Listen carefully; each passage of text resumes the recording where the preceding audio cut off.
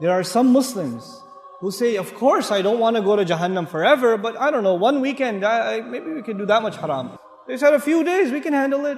I mean, come on. After that, it's like Jannah, man. It's okay. So then you party here, you pay one weekend price, and then you go back to Jannah. What's the big deal? Allah says, those are not Ibadur Rahman. Ibadur Rahman are the people, the special people to Allah, are the people who say, Ya Allah, I don't want to see Jahannam, not for a day, not for 2 days, not for a minute, not for a second. I don't want anything to do with Jahannam. Bismillahirrahmanirrahim.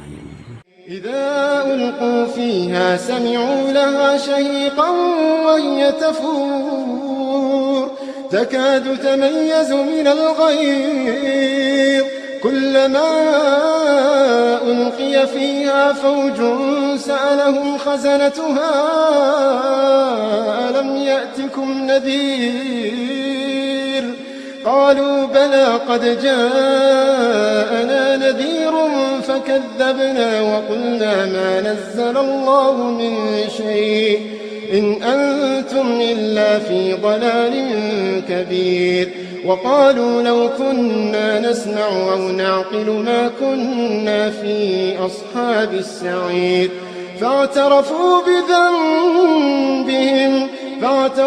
بذنبهم فسحقا لأصحاب السعير.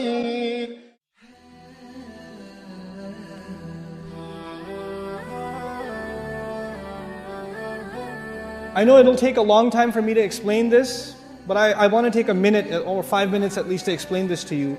There is an ayah in Surah Al-Anbiya. There's one ayah in Surah Al-Anbiya that describes the least punishment in Jahannam. Jahannam is described in so many places in the Quran, but the least, I mean the easy punishment of Jahannam is described in Surah Al-Anbiya. How easy is it? The person described has not tasted the fire. They have only tasted a breeze. You know, when you have a fire, it has a hot wind. The hot wind is called lafha with a lam. But the ayah doesn't use lafha. It says, وَلَئِن مَسَّتْهُمْ نَفْحَ with a noon. With a noon, it actually means a cool breeze, not a hot breeze. And nafha is used when, when you close the door and some hot air comes in as you're closing the door. That the air that comes in or goes out, that's called nafha. Allah says those people will taste a nafha, air.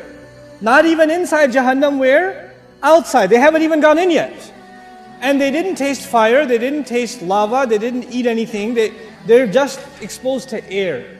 And it touched them barely. Massathum, it barely touched them. Split second it will touch you.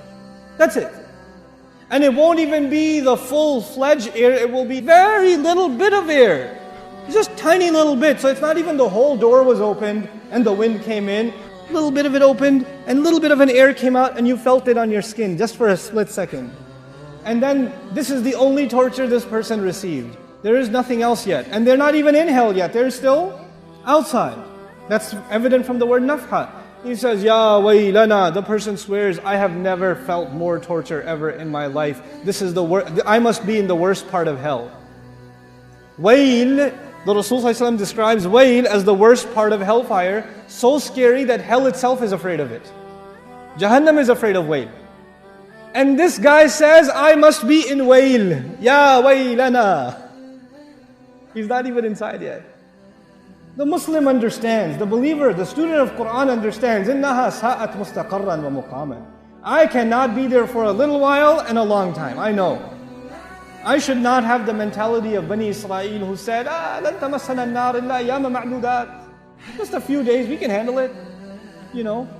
I've had long, hard, hot road trips outside with no air conditioning. I'm tough. No. إِنَّهَا سَاءَتْ مُسْتَقَرًّا وَمُقَامًا. This is a category by itself.